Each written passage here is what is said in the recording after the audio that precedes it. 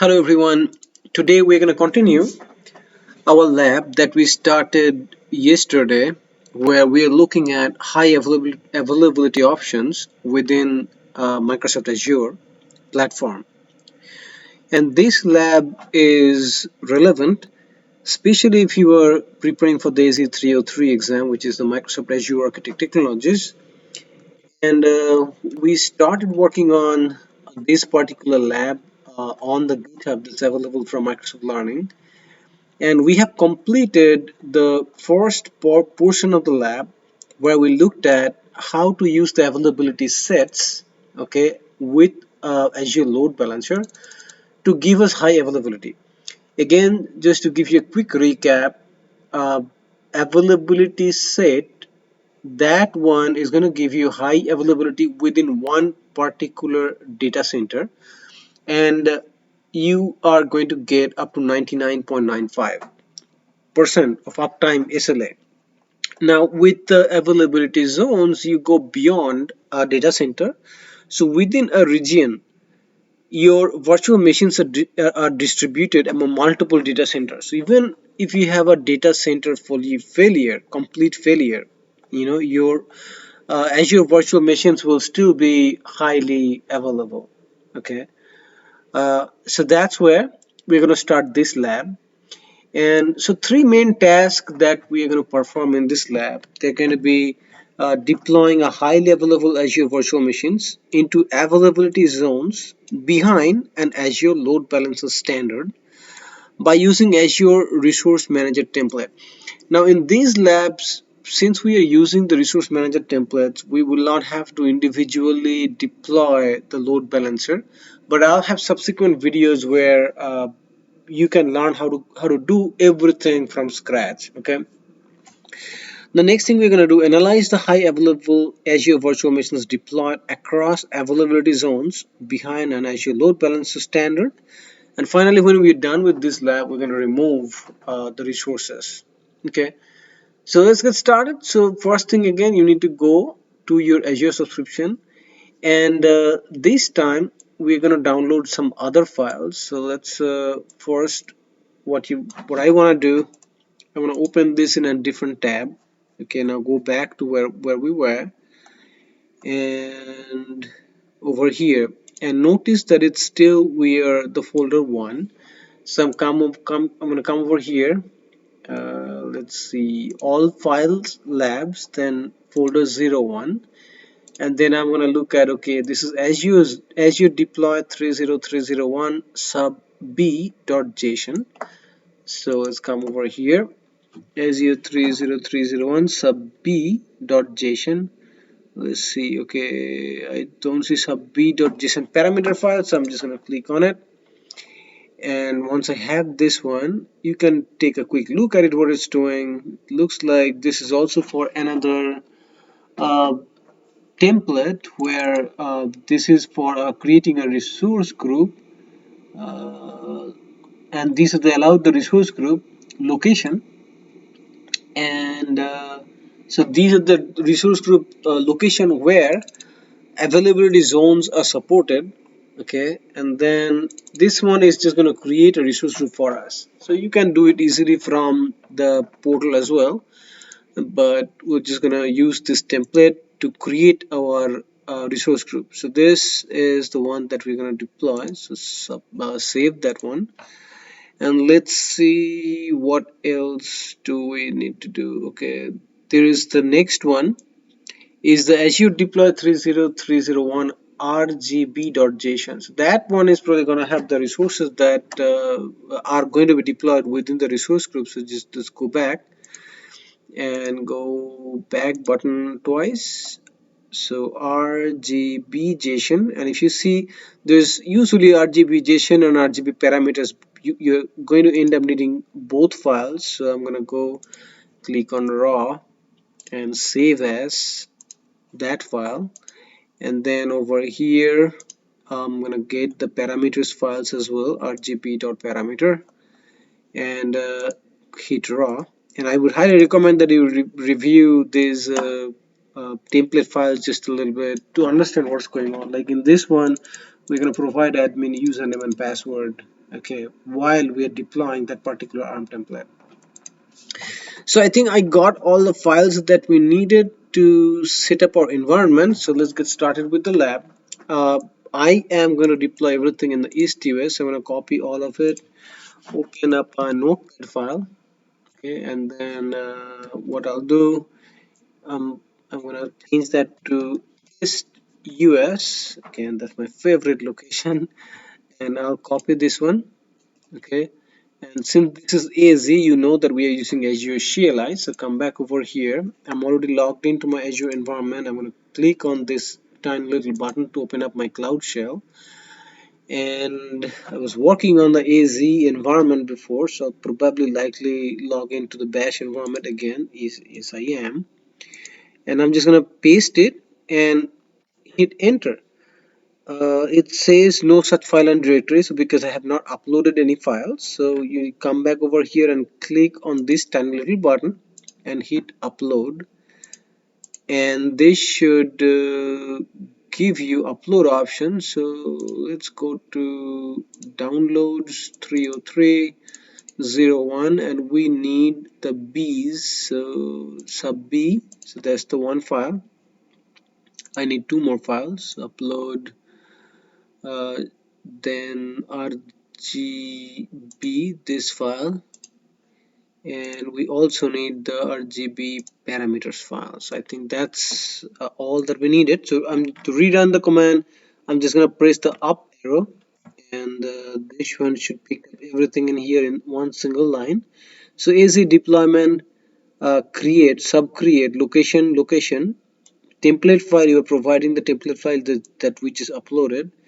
Parameters we are providing, we are saying, okay, create the RG name, resource group name as AZ30301B lab RG, and location, get the location from the location variable, which is going to be the East US. Okay, so let's hit enter, and it started deploying that ARM template. So while this is going on, we can go to the resource group, click on it, and bring it down and refresh. So the resource group name that I'm expecting is AZ30301. I still don't see it here, right? And this one is still running. So as soon as this process is done, I would expect to see a new resource group with that name. So just give it a second. It usually, yeah, it's done by now. It usually takes like few seconds. And you can look at this JSON file, the deployment. Usually it says like it succeeded or something. It will give you some uh, something indicates like here a provisioning state. It says succeeded. That means I know my template deployment is successful. So if I refresh, I would expect to see AZ30301B lab RG. So that one just got created, right? So let's go back to our lab. So the next thing that we are gonna do, we're gonna now deploy this particular, run this command, and this command really going to deploy an Azure Load Balancer Standard with its backend pool consisting of pair of Azure virtual machines hosting Windows Server 2019 data center core across two availability zones. Okay, so let's get our paint board. So that template, what it's gonna do, you're gonna have a load balancer. Okay, so you're gonna send your traffic to the load balancer, and here we're gonna have two virtual machine. Okay, one VM1, and say, sorry about my terrible handwriting, so VM2. Okay, the beauty of this is this VM1 is gonna be in a completely data center one, and the other VM will be in a completely different data center say 2, although both of them are gonna be in a single region. Okay, say it's East US, right? That's what we are using, East US. Now when we work with the availability set, your two VM that came that had to be part of a single data center, okay, the VM and V2. So this time you are enhancing your availability. So even if a whole data center fails, if data center fails, that data center will still be available. And you'll set up your load balancing rules to send your traffic to this one or that one. If this one is completely unavailable, you can send all the traffic back to the VM2. This is VM2. Okay, so let's with the background, let's go back and start the deployment of our template. So template deployment, again, you don't have to worry about it. You can read some what is going on within the template, and then you just run this, paste this command, and then you hit enter, and that should start. And it said that something is a problem, and it says my quota exceeded. So I do not have enough quota to deploy this, so I need to get rid of some of the resources that I have. So just give me 1 second, let me get rid of some, and then we're going to deploy this. If you especially using a free or a trial version of subscription, this could happen. You probably have even a less number of cores and CPUs and everything in a particular region. So check on that and give us a second to fix that. Alright everyone, I deleted some resources, so let's try to rerun my template and see if we still get the same error or not. Okay, this time at least I know that it didn't immediately give me any kind of errors, so it's running. So I would expect this to be completed and we'll have the resources that we need. And if you look at the lab, this is going to deploy the Azure Load Balancer for us, and it's going to use the standard SKU. The backend pool is going to have pair of Azure virtual machines running in Windows 2019, and we're going to deploy in two different availability zones. Okay, so let's go back and look at what's going on. So while this is going on, uh, you can look at other things. You can go back to that particular lab, particular resource group, and if you look at it, what I did, I just clicked on the virtual machines, and you can see that one virtual machine already showed up and its status is creating. So our template deployment that is going on, that's creating the first virtual machine. It's getting deployed in the East US. Source is the marketplace and under the particular subscription that I'm using. Okay, so they probably gonna take a little bit of time. Sometimes they will take, it's gonna take about 10 minutes. So let's pause the video and come back. And once we are back, we're gonna start the task 2, where we're gonna analyze the highly available Azure virtual machines that are deployed across availability zones behind an Azure Load Balancer Standard. Welcome back. So it looks like the deployment is now successful. So if I go and look at this particular resource group that got created, and if I see all the resources, it looks like I do have all the virtual machines, the two of them, they're available. And if you do this, you can sort it by the type. So you see for each virtual machine I got two disk. I got the load balancer running in the East US. We got two network interface cards. We got a network security group. We got the public IP address for the load balancer, and we got storage account. And here are the two virtual machines that we created, and it's all got created inside this particular virtual network. So let's come back over here, and uh,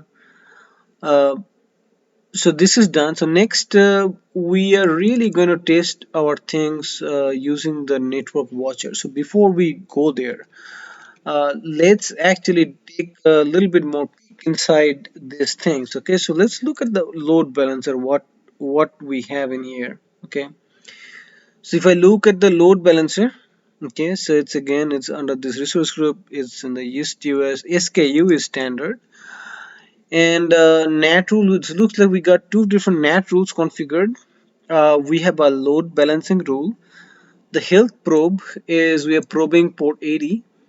In the backend pool, okay, that B pool, this got two virtual machines, and we have two inbound NAT rules configured as well. This is the public IP address. Okay, so you can click on this public IP configuration. So load balancer front end. Okay, so there's the three rules count.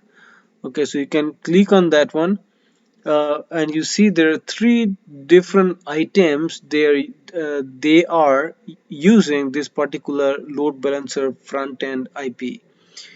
Okay, so let's come back over here again. Now backend pools, you should see at least two virtual machines that we deployed. There's the virtual machine 0 and 1, and they are both running. They're the network interfaces, and here the public IP address. Health probe, you gotta have health probe before you can configure the load balancing rules. Here the health probe, we are just checking the web, whether your web the VM is responding properly uh, for HTTP requests.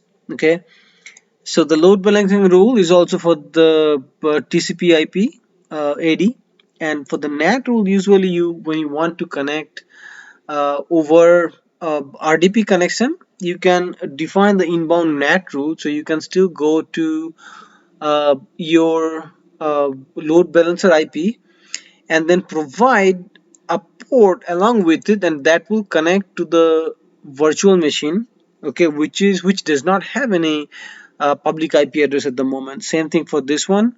Here is the port. Okay, so we got all of that, so we kind of understand what is going on in here. So let's now go back and do this exercise. So how do I analyze the highly availability? First, we're going to go and look at the network watcher and look at topology and see how this thing looks like in our environment. So click over here, just search for network watchers, go to network watcher, and this is really cool. It's going to let you choose topology. So we're just going to go, it's going to let you choose under which resource group do you want to look at your topology. So for this, we are using this particular resource group, so you just click on it, and that's pretty much it. And it will show up as soon as you select the virtual network that you're interested in looking at. Just give it a second to load, and you should see all the resources that we have deployed inside this particular resource group. They're gonna show up in this view. Let's just give it a second. Alright, so here's the distribution of our high availability option that we have created in this lab so far. So here is the virtual network. There's a web uh, subnet. Here we have the network interface card. Here is the other network interface card, and here's the web NSG. We have two different virtual machines, and they are part of the BE pool, the backend pool of the load balancer. So the load balancer is over here. Okay, and here we have the load balancer front end. Here we have couple more NSGs to allow the RDP connection uh, through this load balancer to these virtual machines. Okay, so that's kind of the overview that you have. So if you come over here and just take a look at it, here they're just saying what we just did, asking you to go to network topology and then choose for the resource group and the virtual network, and review the resulting topology diagram, which we just did, and noting the connection between the public IP address, load balancer, and network adapters of Azure VM in the backend pool, which we kind of did that as well. Then we can also look at the effective security rule and and specify this. Okay, so go back to over here, and effective security rule, you can click on here, you can choose your resource group, virtual machines of VM 0, yeah, 0 to NIC 0 is what VM 0. This one, I think, where we had a problem even with the earlier lab. So this NIC 0 thing, uh, it's just not, this option is no longer there. So what they're really asking you to do over here, to check the effective security rule for this particular virtual machine. Okay, so the way I would recommend, if you have trouble, just like I'm having trouble right now, you just go to the virtual machine. Okay, so just go to uh, VM0 and it should pick up the virtual machine. So just go there, and usually under networking, there should be overall rule. Let's see, networking and inbound, outbound, please. Okay, so this is what we have. Okay, effective security rules. Just click on it, and that should load the effective security rule for you. Okay, so let it load while we come back. And what are we looking for? Review the associated network security group and effective security rules, including two custom rules that allow inbound connectivity via RDP and HTTP. So we already know that it's going to show those. So if you look at it, here is the custom allow RDP and custom allow HTTP. So we have configured these two inbound rules on top of the default three rules that comes with anytime you have network interface card or NSGs, right? So go back there, and this is what it's. If you read this, this listing is also practically identical to the one you viewed in the previous exercise. That means if you have done the previous exercise where we used the availability set, we used a similar kind of configuration. Now, next thing that we're gonna do, we are gonna go to the network watcher and then use the connection troubleshoot. Okay, so over here, if you come back, we have to go back to the network watcher. So let's go there, and connection troubleshoot is a really good tool that you can use to the uh, troubleshoot a direct TCP connection from virtual machine to another virtual machine. Okay, so in here, so we have selected resource group and we have chosen a virtual machine. It supports either virtual machine or application gateway. We are choosing virtual machine. We want to test connectivity from VM0 to, in the same resource group, the VM1. Let's see if that's what if they want to test. So VM0 to VM1, so that's great. And we're gonna use TCP port 80. So we're gonna test connection over TCP port. Just add 80 in here, and that's pretty much it. And then you just hit check, and it's gonna tell you whether this particular machine can probe the other virtual machine over a TCP port 80. Okay, and this check, and it's now it says check connectivity, and if it's successful, it will show up momentarily. So that's while it's going on, come over here. And one thing to remember, first time if you do that, it is going to install Azure Network Watcher agent in those machines to be able to use this particular tool. The first time you use it, it may take just a little bit of time, so just be patient. It usually doesn't take very long. For the first time, it's going to install that agent for you. So that's actually going on at the moment. So next, what we will see that our latency should be very low. Okay, uh, because they are still using Azure. They're all part of the Azure network. We are not going to internet, nothing like that. They're all using the same virtual network. What it's saying, it may be slightly higher than the one we have observed in the previous exercise, because in the previous exercise we use availability set. That means those two VMs were part of the same data center. Now with the availability zone, we are placing those VM in different data centers within a region, so your latency could be a little bit higher than what we saw in the last lab. Okay, so let's come back over here. It's still doing and going through the installation phase, so let's probably just give one more second here, and then we'll start the lab again. Let me pause. All right, guys, so this is now done. So this is the status. So we know that VM0 can now connect to VM1 over port 80. Everything looks great. And here's the source virtual machine, And here's the hop. Since they're all part of the same virtual network or even subnet, there is really no in between hop. They can directly, this one can go to that other virtual machine. And here is the details of average latency in milliseconds, minimum latency in milliseconds, and maximum latency in milliseconds. And it looks like we sent 66 different probes and 9 of them failed. So most of the majority of the probes were successful. Okay, so that proves we have connectivity in within our virtual machines at so far. Okay, so the next thing what we can do, we can go back to the resource group blade, and we can look at the availability zone and see which availability zone this particular virtual machine is placed. So all you need to do, really go to that virtual machine.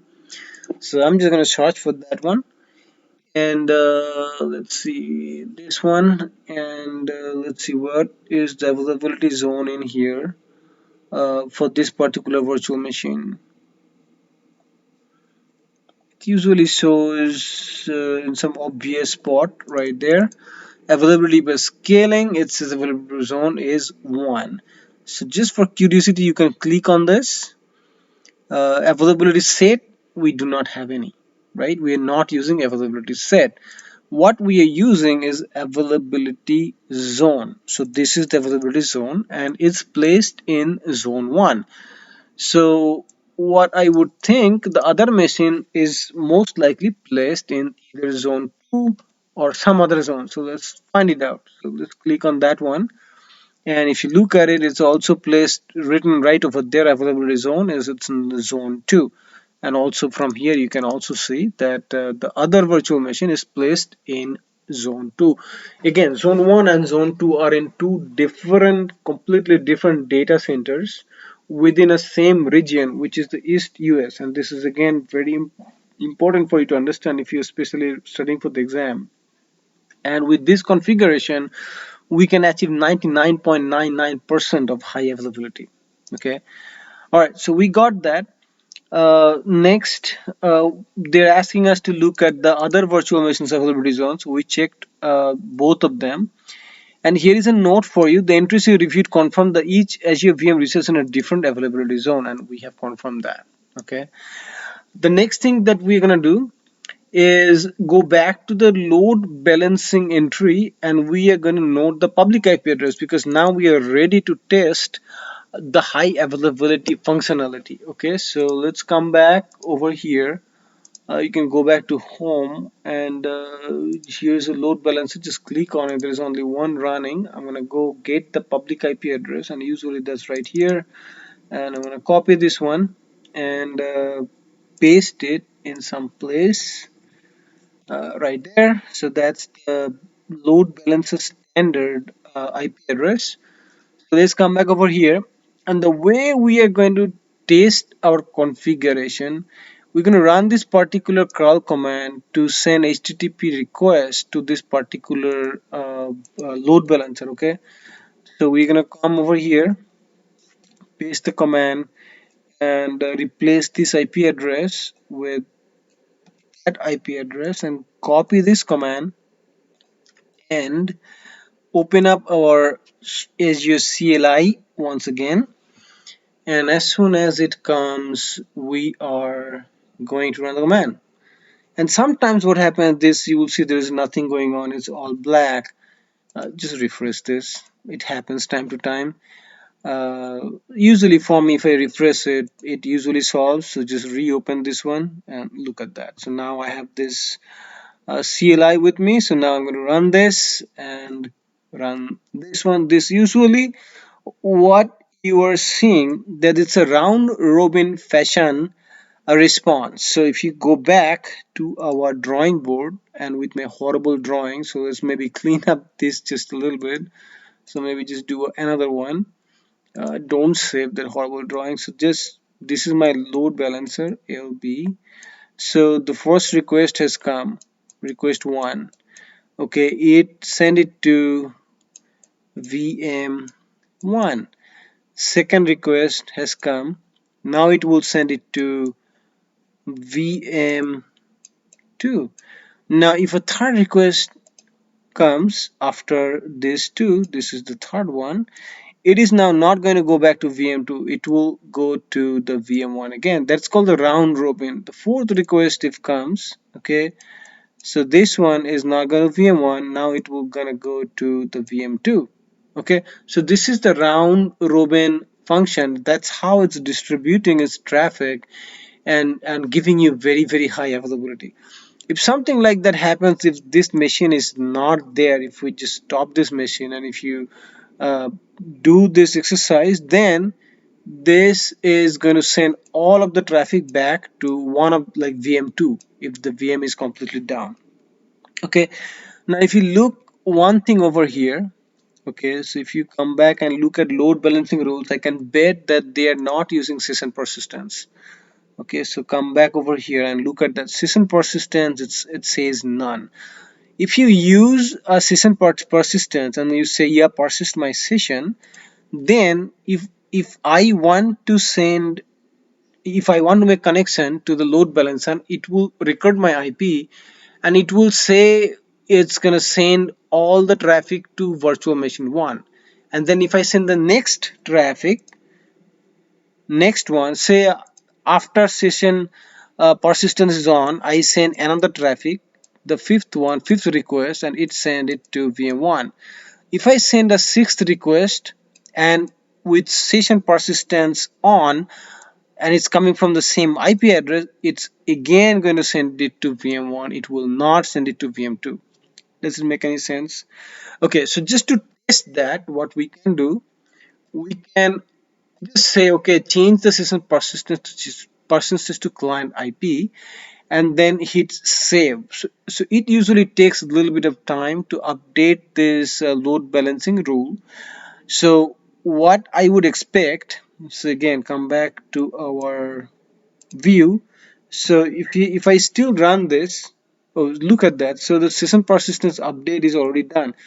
So as I mentioned, so since I'm persisting my session, now my IP, the first request went to VM0. After that, the load balancer is persisting my client IP. So the second request from me went to VM0. Third request went to same machine. Fourth request went to same machine again. So that's how you use the session persistence. Okay. Now let's say I come over here, go to the virtual machines. Okay, and there are two machines that are running, right? So let's see, the last one, it sent all the traffic to VM0 and it's trying to persist my traffic. So what happens if I just pause this machine? So let's just go to this machine and just say stop, and just say stop. All right, so it's now stopping the virtual. Say something happened, okay, maybe some rogue administrator or by mistake I stopped that machine. Okay, it's possible. So now if I run this command, what do you think is going to happen? Look at that. So now the load balancer is smart and it knows, hey buddy, there is no VM0, that machine is not there, so there is no point to send any traffic back to this. It has redirected me to the new virtual machine, but still it has persisted the traffic for me, the session for me. Okay, so that's all I wanted to cover in this exercise. I think that's probably the end of it. Just read it just a little bit more. So we have done, oh, the last thing is the NAT rule. So let's get done with that one as well. So we have verified. So let's, the other thing that I want to do, let's turn back on this machine. So restart this machine. Okay, before we do that, so come back over here. So as I said, that now if you want to connect to this particular virtual machine, okay, one of them, how do you do that? Because you do not have a public IP address.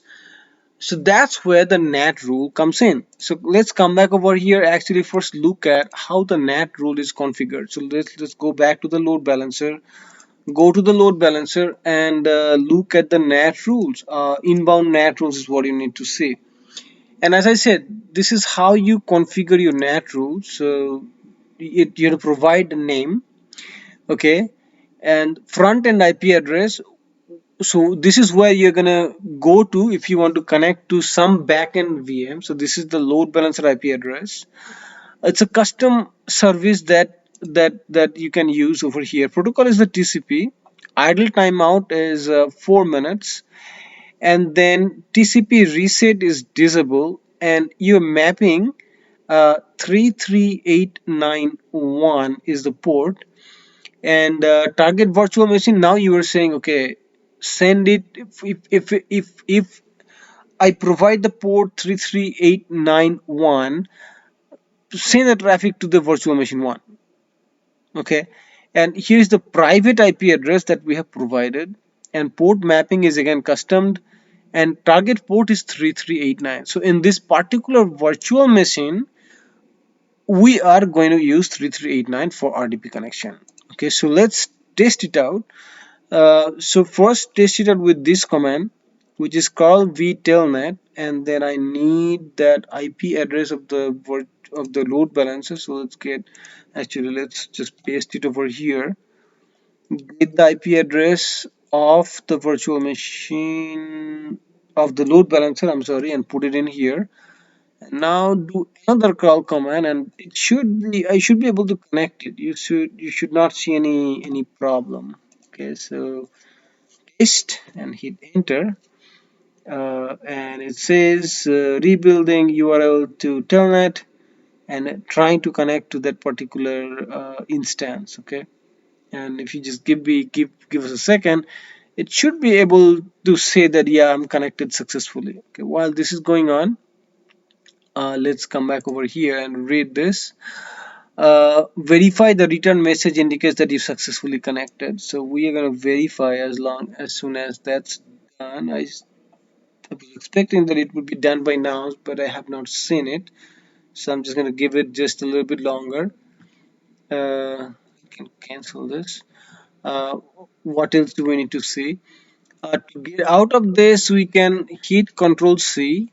So if this takes a lot of time, what you can do a Control C here, go up and try out the other one, 9.1, and see if you are able to connect to the other virtual machine using the command. And it looks like this is also that, you know why? Because I'm providing a wrong IP address. So 125, I'm missing the 5 from there. So let's click on Control C. So let's fix IP address, right? So 125 and hit enter, and look at that. Now you are connected to to the RDP port properly. Do a Control C and take a connection to the other machine with 390, and look at that. It also says that we're connected. Isn't that wonderful? So let's come back over here. So we have verified all of that. Next, this they're asking to go back to this particular load balancer blade and select the this particular rule, but representing the load balancing rule handling the HTTP traffic. Okay, so let's try to do the next step in here. All right, what we're gonna do in here, we're gonna go to the rule, and we're gonna disable the create implicit outbound roles. Okay, then we save it. So if you come back over here to the load balancer, really load balancing rules, and if you select that one, everything is working great so far, but we want to disable this particular option over here for creating implicit outbound rules. Select no, and then you save. Okay, so we are done with step 23. Then we are gonna go to the load balancer blade, and we are going to add one outbound rules entry uh, to this load balancer. So let's come back over here. That's saved, so let's minimize that one. Come back over here, and from here we need the outbound rules blade That is the outbound rules plate, and you see there is no rules are currently configured, so I'm just going to click on add.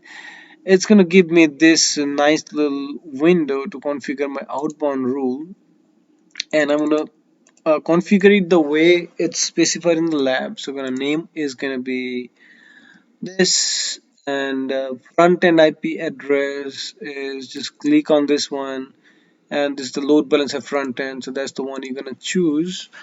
Protocol, it's hasn't said anything. So backend pool is the BE pool, so I want to choose with all. Backend pool is the BE pool where we have two other virtual machines.